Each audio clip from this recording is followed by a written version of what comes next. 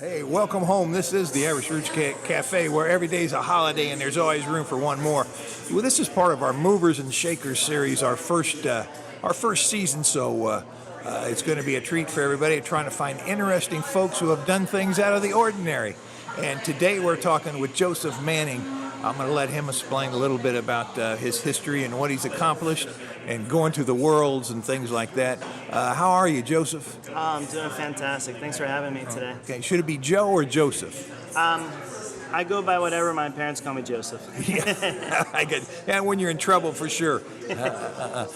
Can you tell me a little bit about, say, your Irish connection, or the names in your family that might have had some Irish connections to them, Irish heritage, and growing up, and when you found out what Irish meant? My father is 100% Irish, and last name is Manning. I believe it's his great-grandfather was from Cork, and then on his dad's side, and then his mother's side was from Mayo, up in, I think it's what, County Sligo? Or, I'm really bad, but... Well, Mayo, Sligo are sort of contiguous, you know? Okay, Yeah. well, it's up there. I believe it's Mayo, but I could be wrong on that one. And then my mother's side actually isn't Irish. They're more German and English side, so they have the other nations. Well, that's right. I had to have one grandparent was a grab miller, and we always said that kept us level-headed. You know, we had to have a little German in there to get it all done. So because my father's 100% Irish, my cousins actually started dancing. At one of the family get-togethers, they got up and did their dancing in front of the family. At the time, I was a baseball player, so I really didn't have anything to do with Irish dance or know anything about it. And one day, my dad told me we're going to go to dance class, and I thought we were going to watch my cousins, and it was something like that. So I didn't think anything of it until I turned around and my parents were gone, and my teacher is trying to get me to do something, and I'm completely lost. I don't know what's going on. I think I was about 9 at the time. Well, what position did you play in baseball before you got into dance? They put me in the outfield because I was terrified of catching the ball. Yeah. Well, so that was your first experience, and you sort of got trapped into that, didn't you?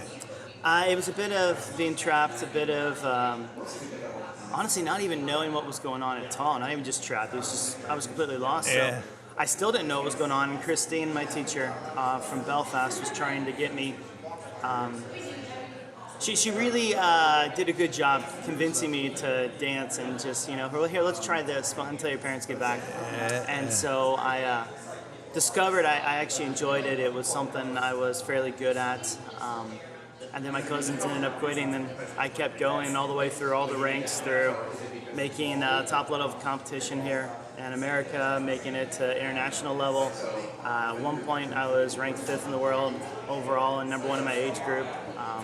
How do you think you got there? What personal philosophy or regimentation did you use to get to that point?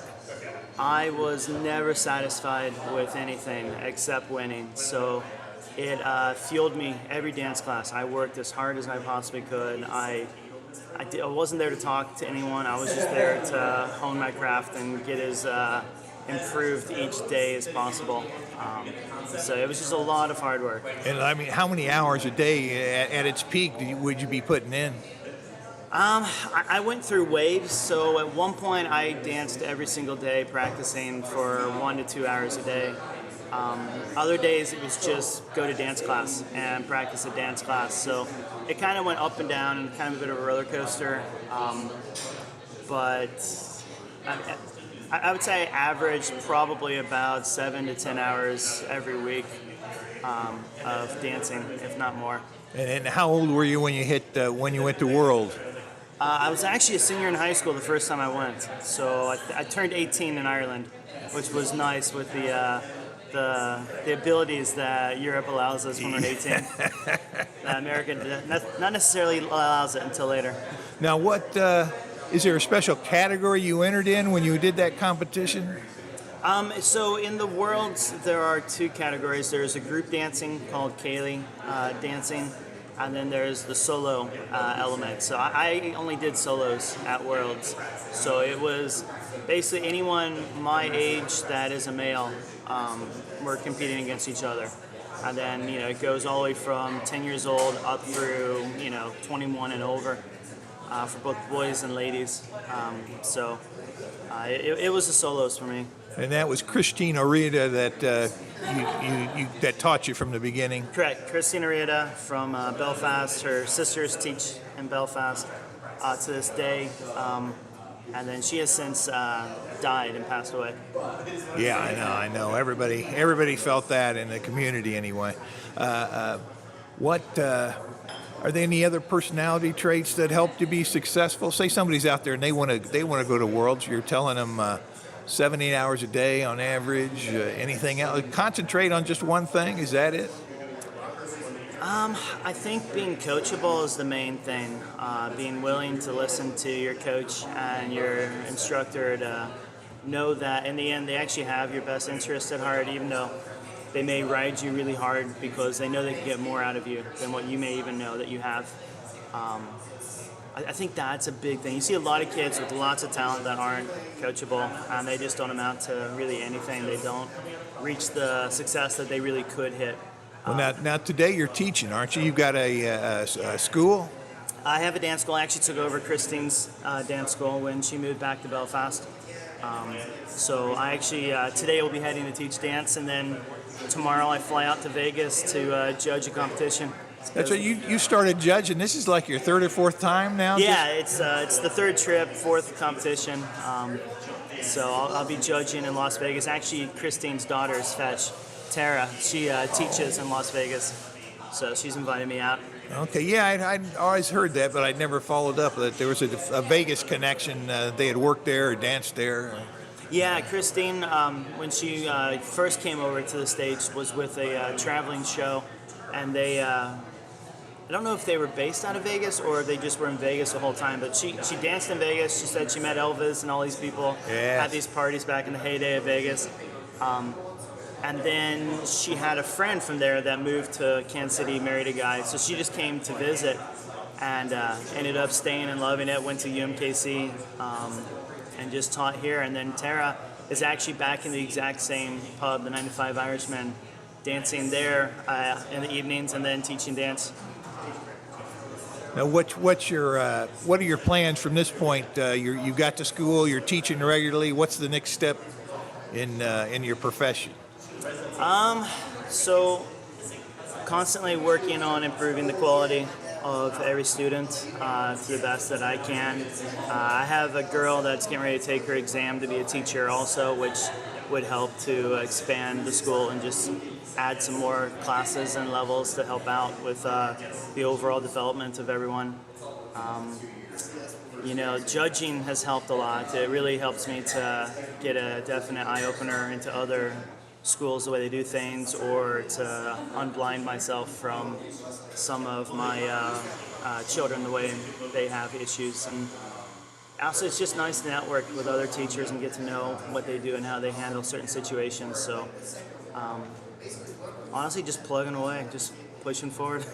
How'd you find the Irish dance community in Kansas City? Have you seen any change over the years on the state of Irish dance in the town, or how the people relate to each other? When Christine started, and I started with Christine, it was very new. A lot of Riverdance and Lord of the Dance were coming out at that point, so people didn't really know what to expect at Irish dance. I would say nowadays I wouldn't say that it's expected, but it's no longer has that surprise element. It's more people recognize us and know what we do, what kind of quality we bring to a performance, and expect it each time. There's a lot of people constantly moving to KC that hadn't in the past, which changes organizations. It can change dancers, the actual dance steps, and the way the fashion has gone with Irish dance has changed drastically too. So I think it's always evolving for the better.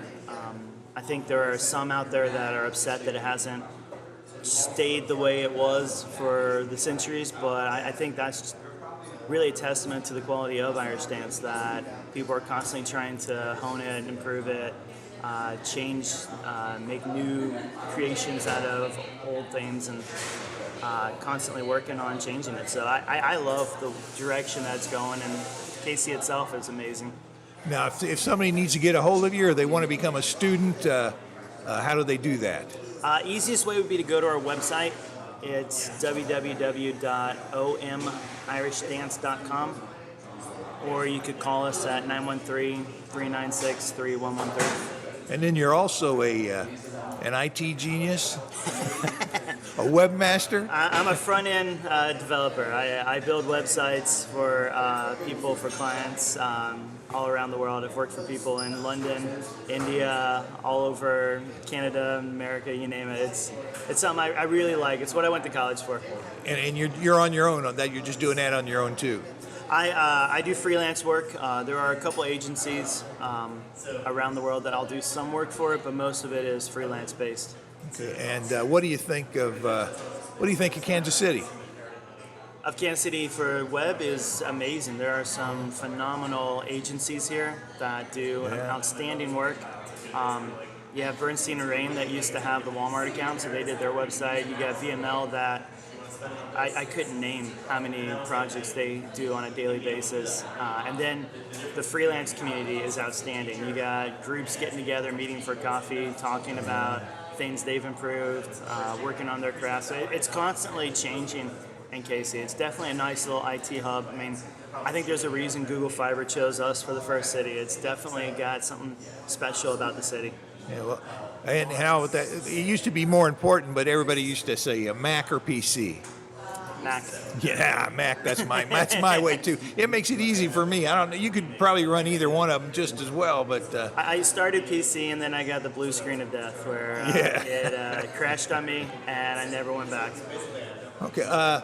Well, I think we've covered it pretty good. Any other topic you want to make mention of? Definitely check out the Irish Roots Cafe website. It's definitely going through a facelift right now. They have a really cool webmaster that's working with them.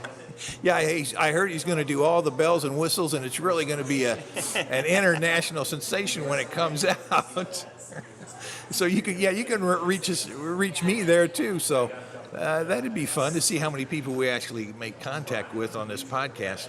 I think that what about going back to any early stories of Ireland or the Irish, or who is was your dad the most Irish of the family? And the Mannings were Galway, weren't they?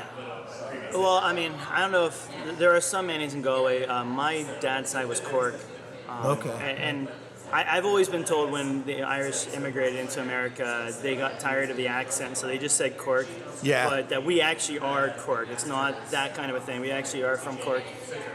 Yeah, so many people moved to Cork, maybe worked a bit to leave, or that's where they caught the ship, so they said, we came in from Cork, but they're really from somewhere else. But you're genuine Cork. To my knowledge, it's genuine. Right now, an uncle of mine is doing the genealogy, trying to trace back, find out where we came from and all that information. I wouldn't say there was one person in the family that was the most Irish. It's definitely a family thing, Like St. Patrick's Day, huge party. We used to enter a float every year in the parade at KC. Yeah. It's just a family thing, We were born to like KU basketball, but you had to like Notre Dame football. Yeah. Well, I know those Cork people are special. They got a little different accent from everybody else. And when I'm up in Clare with the O'Laughlins, they always say, well, yeah, those Cork people. You got to watch them. And the Cork people probably say the same thing about Clare. So, but yeah, it's all in good fun. It's been good chatting with you. I'll give you one last chance to kick anything in you want if you got any comments on dance or philosophy or practice routine. Just do your best. Don't ever limit yourself and just work as hard as you can. That's really the only true secret to anything. What did you do when you got hurt? You have that one day of moping around and brewing, and then after that, just what do I gotta do to get better, faster, and you just do what you gotta do. I mean, it's part of, you see it in sports. Every athlete, someone will get hurt, and it's a part of what you're doing. That's right. With all sails set, you go the right direction. Well, this has been great. I'm glad you agreed to this interview, and hopefully maybe a few more people will be aware of you, and they might even move to KC just to take lessons from a master. I would love it. Okay, that's great. Once again, this is Michael Laughlin at the Irish Roots Cafe, irishroots.com, and Joseph Manning. Your official name is? The school name is O'Riordan Manning Academy of Irish Dance. Gotcha. Great. Thank you very much, Joseph. Thank you.